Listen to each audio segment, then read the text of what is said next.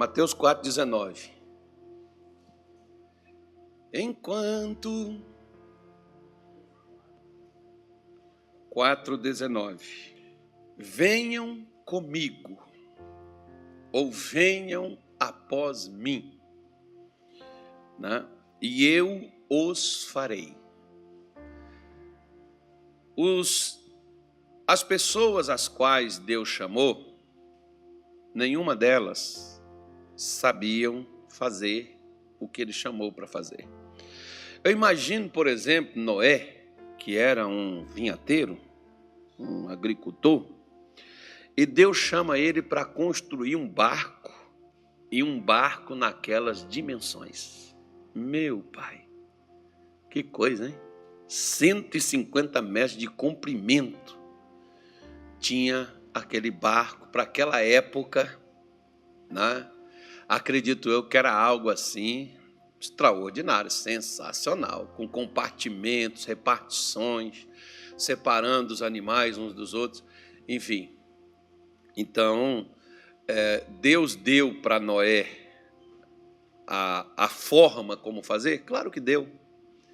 Aqui também, ele não me chamou porque eu sabia fazer ou porque eu, né, com o tempo aprenderia. Não, eu só aprendo se for com quem sabe. Quando eu fui aprender, por exemplo, dirigir, eu tive que entrar de qualquer forma, né, num carro de autoescola para ter aula com o instrutor. Ainda que você, por exemplo, eu não aprendi a dirigir em autoescola, mas você precisou que alguém que sabia dirigir te ensinasse. Muitas vezes, por exemplo, quantos vão para a faculdade, aprendem durante anos e anos uma profissão, um médico, um advogado, e muitos deles, embora estão estudando, né, como, por exemplo, na questão de direito, tem uma coisa chamada estágio. Você tem que fazer um estágio. E, geralmente você vai fazer um estágio com alguém que saiba mais do que você. Você tem que estar disposto a querer aprender o que aquela pessoa está disposta a te ensinar. Jesus está disposto a me ensinar o que Pedro, por exemplo, Tiago, João, né, que são deles aqui, André, o que eles sabiam era pescar. Peixe era com eles mesmo. Jesus não precisava ensinar eles a pescarem. Peixe não. Mas Jesus queria ensinar eles a pescar homens. Porque se eles sabiam pescar peixes, foi porque eles aprenderam com alguém. Eu gosto, por exemplo, do capítulo 5 do Evangelho de João. Ele é tremendo. Eu fico todo feliz quando eu leio. Porque João, Jesus disse assim: essas coisas que eu faço, eu não as faço de mim mesmo, mas o meu Pai que me enviou. Eu aprendi com ele, mais ou menos o que Jesus estava dizendo era assim. Eu só estou fazendo isso aqui que eu aprendi com meu Pai. Quem fazia isso aqui era meu Pai. Meu Pai me ensinou, eu aprendi com ele, né? Então eu estou querendo passar para vocês o que eu também aprendi. Da mesma forma que Jesus obteve sucesso, nós também iremos obter, caso a gente esteja disponível a ir com ele para aprender. Ou seja, não adianta a gente querer ir pescar se nós não sabemos para que serve a vara, o anzol, e se nós não sabemos onde que pode o horário, né? Você vê, por exemplo, eu até brinquei com o irmão outro dia que ele me chamou para pescar. Eu falei, mas tem peixe lá? Ele falou, tem, eu pesquei aqui. Aí ele mostrou a foto do peixe. Eu falei, tá, você ficou lá o dia todo? Fiquei lá o dia inteiro, pegou só um. Então lá não é muito bom de peixe. Né? Porque eu não gosto de pescar onde não tem peixe. Eu gosto de pescar assim, você joga um anzol lá dentro e já puxa.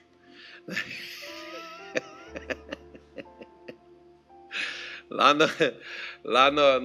nas terras que meu pai vivia, tinha uma lagoa, E eu, quando queria comer, né, aquele peixe de lagoa, que dá muito em lagoa, que fica dentro da lama, Bosco, você sabe qual é? Traíra. Aquilo que de vez em quando alguns fazem com a gente, né, Bosco? Tem uns aí que são os traíra. Então, eu pegava um pedaço de carne de boi, colocava no anzol, chegava assim, jogava, as traíras não deixava nem a carne bater no chão. Aí, eu pegava 3, 4 traíras com a isca só. Ficava lá 20 minutos, era 20 minutos, 20 peixes. Eu não aguentava mais levar peixe embora para casa, que eram umas traíras bem grandes. Pegava aquilo dali, colocava nas costas dentro de um saco e ia embora com aquele monte de traíra. Chegava lá, minha cunhada sabia destrinchar aquilo, tirar os espinhos daquele negócio, fritava aquilo, a gente comia de boa, fazia até ensopado de traíra. Então, um negócio gostoso. Então, assim vale a pena pescar, né? Então, você sabe o local onde tem o peixe, você sabe qual é a isca que usa para pegar determinado peixe. Agora, se você não souber e for para a pescaria e não sabe, não entende de pesca, tem o horário, a questão do horário também. Você vê que quando Jesus disse assim para Pedro, faze-te amaralto e lança as redes para pescar. Pedro virou e disse assim, Senhor, eu pesquei a noite inteira, porque a noite era mais propício. Aquela hora da manhã, o pessoal estava na praia vendendo os peixes que pegaram, e quem não tinha peixe estava lavando as redes para ir embora para casa, porque a noite é que é o horário bom para a pesca, né? Então, como Jesus sabia, né, mais do que os homens, onde é que estavam os cardumes, ele sabia. Então, quando ele foi com Pedro, Pedro encheu os 2 barcos instantaneamente, não demorou muita coisa, prosperou de uma hora para outra. É a mesma coisa da vida, irmão. Na vida espiritual, você sabe o que fazer? Não, então você tem que aprender com Jesus. Você tem que estar disposto a aprender com Jesus para depois você compartilhar com os outros. Se você não estiver disposto a aprender com Jesus, você vai compartilhar a igreja, você vai compartilhar a religião, você não vai compartilhar verdadeiramente a palavra de Deus, né? Porque a gente, por exemplo, geralmente, às vezes, os cristãos têm um defeito de chamar as pessoas para virem na igreja. Vão lá na igreja comigo, tem uma corrente, uma campanha. Não, irmão, você deve começar a evangelizar a pessoa em casa. Você não precisa nem chamar ela para vir na igreja, porque quando você começa a falar de Jesus para ela, ela sabe que é na igreja que você aprendeu. Ela mesmo te pede, qual dia que tem culto na igreja? Eu gostaria de ir lá, eu quero ir conhecer a sua igreja.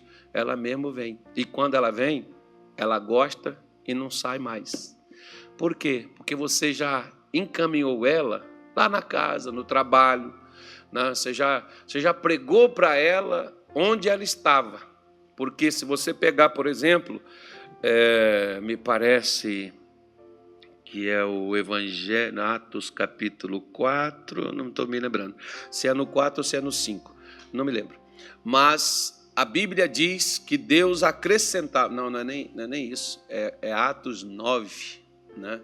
Deus acrescentava à igreja aqueles que iam sendo salvos. A pessoa ela não estava no meio daquelas, é claro que não tinha templo, mas tinha aquelas reuniões em casa. Eles não estavam no meio das reuniões dos crentes que se reuniam para ler a Bíblia, que se reuniam para comemorar as festas, que se reuniam para adorar a Deus. Eles não estavam no meio. Eles eram salvos nas suas casas e depois é que ele agregava na casa dos outros irmãos e juntavam com eles para poder fazer as coisas juntos. Quando eles já iam para o meio do grupo, eles já estavam salvos. Deus já tinha trabalhado, já tinha feito aquilo. Então, nós que somos, por exemplo, nós somos de Deus, nós devemos compartilhar Jesus com as pessoas desta forma.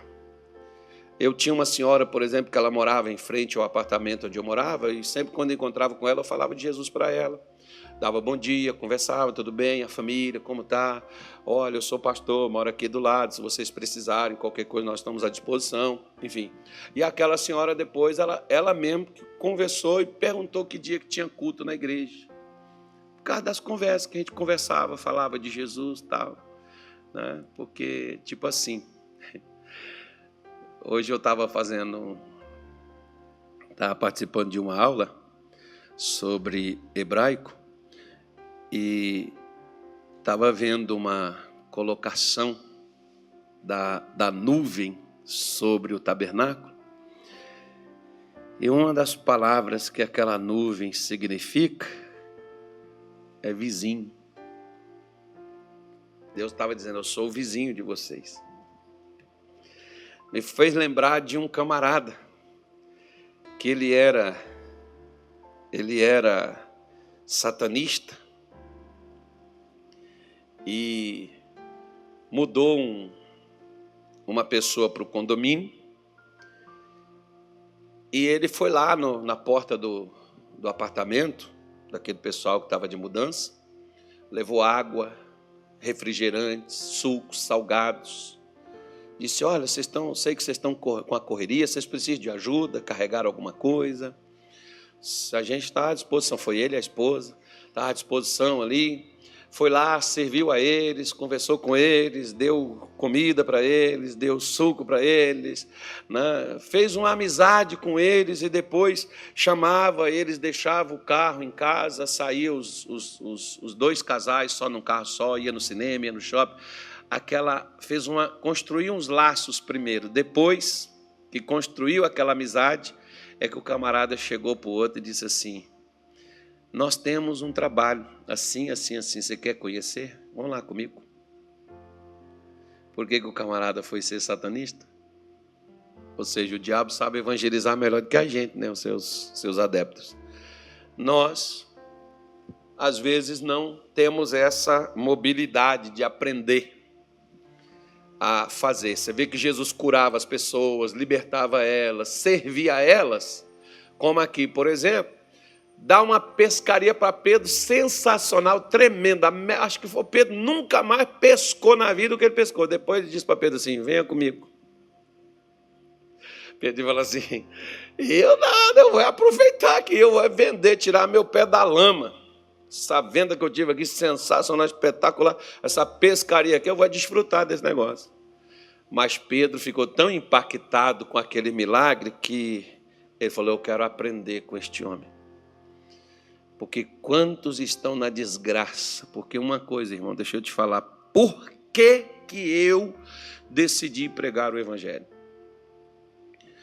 Eu já contei para vocês aqui como era a minha vida.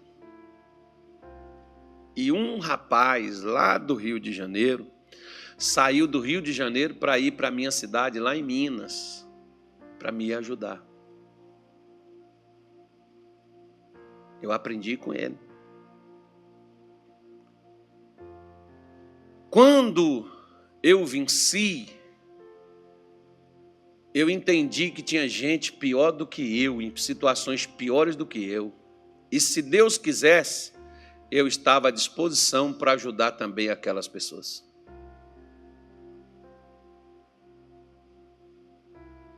Eu queria fazer algo para ajudar elas a mudar de vida. Foi por isso que eu decidi aprender a fazer algo para Deus. Não é porque eu queria uma posição, que eu queria uma função. Não, eu quero ajudar. Porque se você não quer servir aos outros, você não vai aprender com Jesus. Porque o que Jesus sabia e o que Jesus mais fazia era servir as pessoas. Por isso, Filipenses capítulo 2, Filipenses, né? Que tipo de vida vai atrair? Você vê que não é só a pregação que atrai, não. Que tipo de vida vai atrair outras pessoas? Filipenses, capítulo 2. É o segundo slide aí, filho. Tira o slide daí, senão confunde o povo.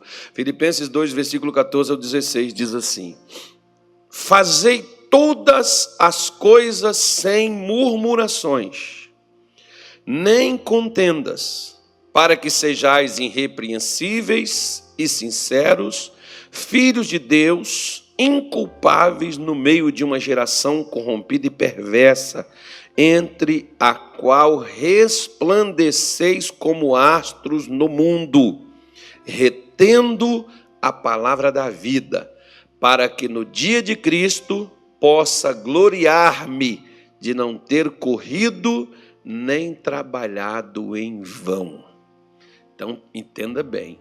Olha o que Paulo está dizendo para nós. Como que eu posso atrair outras pessoas com a minha maneira ou com a minha vida? Como eu vivo? Como eu sou? Porque se você vê, por exemplo, as pessoas próximas a nós, elas costumam não escutar a gente falar de Bíblia. Elas costumam nos observar, nossas reações, nossas atitudes, nosso comportamento. O seu comportamento, quantos namoros e casamentos foram destruídos por causa do comportamento do rapaz ou da moça? Possessiva, ciumenta, né? Sem autoconfiança, dominadora, ou camarada possessivo, dominador, quer controlar, ter o controle da pessoa, aquela coisa toda. Quantos já perderam casamentos por causa disso? Gente que casou e gente que não conseguiu casar. Mas que a pessoa não tem compromisso, que a pessoa não gosta. Irmão, deixa eu falar uma coisa com você, presta atenção. Presta atenção, deixa eu te falar uma coisa com você. Se eu já estou doidinho, vamos supor que eu fosse solteiro, e eu já estou, né, já tem demônio me perturbando para tudo quanto é lado. Aí eu vou arranjar uma perturbada, os que eu não estou dando conta dos capetas que eu estou lidando com eles. Eu não vou pegar os outros capetas dos outros para poder... Não, irmão, não dá. Eu tenho que ter alguém que me dê um respaldo, alguém que pelo menos me encoraje, me anime. Mas alguém que me perturba mais do que eu já estou? Não preciso não, já tem demônio demais. Não? E eu penso assim. Não? É por isso que eu não gosto de nada. Ó. Quando eu chego em casa, eu tiro a aliança, eu tiro o relógio, eu tiro o sapato, eu tiro tudo. Eu não gosto de nada me prendendo. Eu quero ser livre. A pessoa tem uma mulher possessiva, controladora, dominadora. Deus o livre e guarde, irmão. Não, tem que ter confiança nela. Por que ela casou comigo? Então eu tenho que ter meu comportamento que inspire nela confiança. Porque se eu não me comporto de tal forma que ela confie em mim, como é que eu quero fazer ela confiar em mim se o meu comportamento é estranho? Senha de celular, mas não sei o quê. Ela não tem acesso a nada do que eu. Um monte de segredinho, cheio de conversinha por trás. Não sou transparente. Paulo está dizendo aqui, ó. Você vai fazer alguma coisa? Lembra aqui quando a minha mãe me pediu, conta aqui que a minha mãe me pedia para fazer alguma coisa e eu ia reclamando? Eu ia fazer, mas eu ia reclamando. De que aquilo me adiantou? Nada. Tive trabalho e não fui beneficiado. Nem com a bênção da minha mãe, nem com a bênção de Deus, porque eu reclamava de tudo.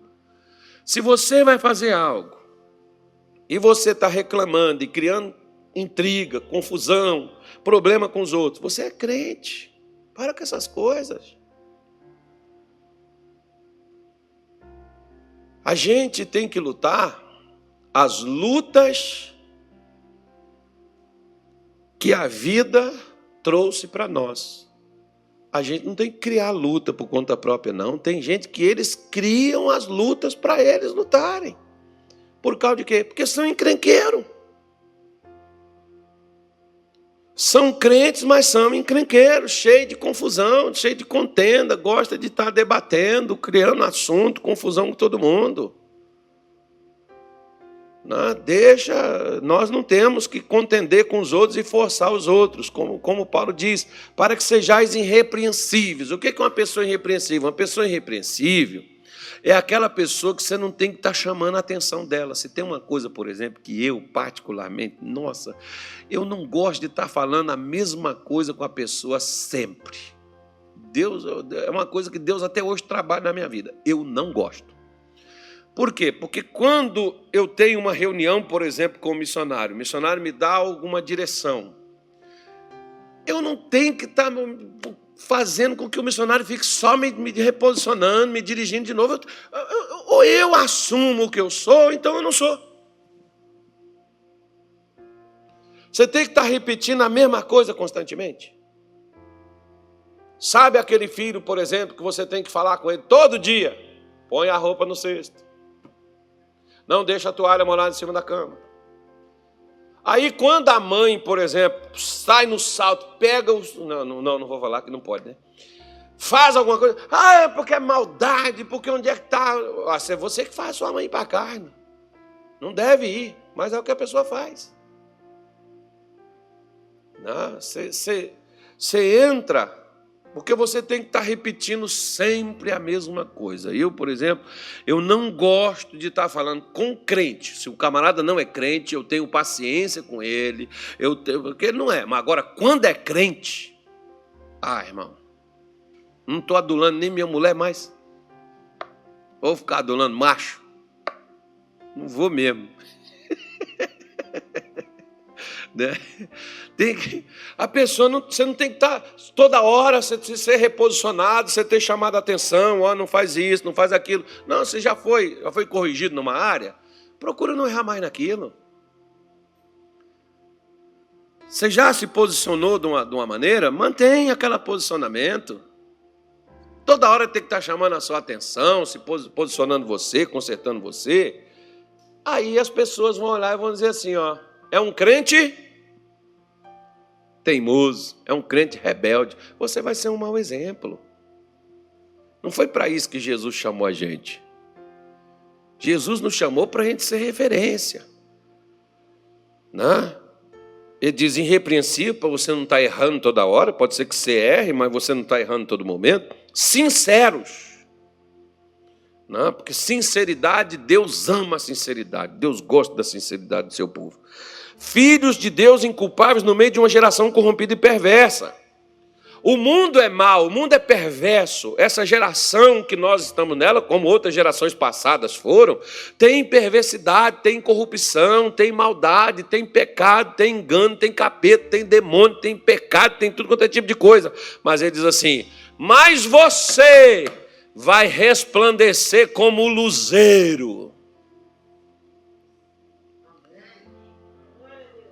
Aí lembrar a música da cantora. Como um farol que brilha à noite como a brisa. Não dá para cantar. O farol posiciona de longe os navios quando eles avistam a luz.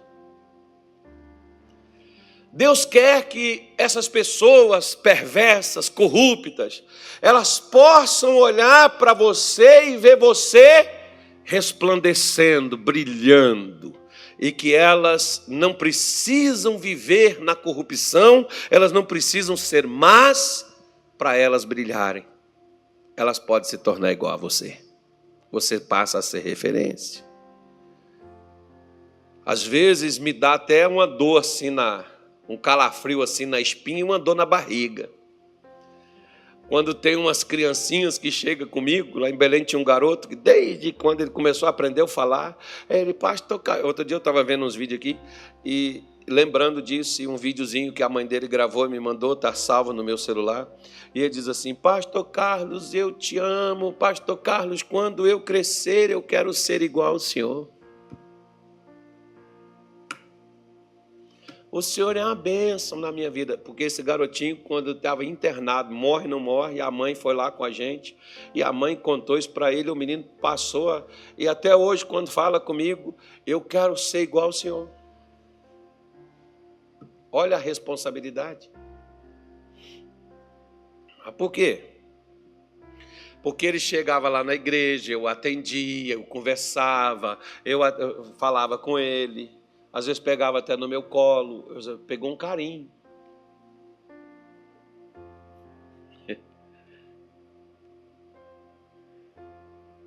Você tem que brilhar, você é referência, você não é igual a todo mundo, você é diferente. Aí, para que isso ocorra, eu tenho que fazer o quê? Retendo a palavra da vida para que no dia de Cristo, qual é o dia de Cristo? O dia, irmão, que você subir, o dia que Jesus for colocar a gente na frente do trono branco, você vai dizer assim, não foi em vão. Deus mudou a minha vida. O que eu fiz não foi em vão, porque eu brinco, às vezes eu brinco assim com a minha mulher, eu falo com ela assim, já pensou? Se tudo isso fosse uma farsa, se tudo isso não existisse, não ter nada de céu, de demônio, nem de inferno, nem de pecado. E depois de tudo que a gente sofreu, passou, nada disso existir. E você fala assim, sofri tanto para nada. Tem nada de negócio de inferno, de capeta, de demônio, né? De pecado. Podia ter curtido a vida. Ó. O pior, irmão, é que não é uma farsa. Um dia isso vai acontecer, se você acredita ou não acredita, mas um dia isso vai acontecer. E naquele dia, se você andou no meio de uma geração corrupta e perversa, mas você não andou como eles, sabe o que vai acontecer com você? Você não vai pegar o lado deles, que é o lado esquerdo aqui, ó. Onde a voz do Senhor dirá, apartai-vos de mim, malditos, para o fogo eterno, preparado para o diabo e os seus anjos. Mas eu, por escolha, tomei partido. Não é o que Deus quer. Deus tem coisas melhores para nós. Deus quer que naquele dia você tenha confiança. Você, aliás, não é só naquele dia. A partir de hoje que você está ouvindo essa mensagem, você não entra em pânico e desespero com o dia de juízo, com o dia de volta de Cristo. Não, você está em paz, porque você sabe de que lado você está e de que lado você está vivendo, você está andando. Tem crente que fica preocupado com besta, preocupado com o dia do juízo. Você não tem que preocupar não, meu irmão. Isso não é para você. Você não está do lado do perverso, você não está do lado do corrupto. Você é luz do mundo. Se você é luz do mundo, você sabe de que lado você já está, ué? Para que você vai ficar desesperado, com medo? Aí se você não é, se você é cheio de contenda, se você é mentiroso, é duplicidade na tua alma, se é enganador, aí você corre perigo. Aí é por isso que você tem que estar assustado, tem que estar com medo mesmo, o negócio vai pegar para você. O bicho vai te pegar lá na curva do vento. Eu não vou falar mais nada, vamos terminar aqui.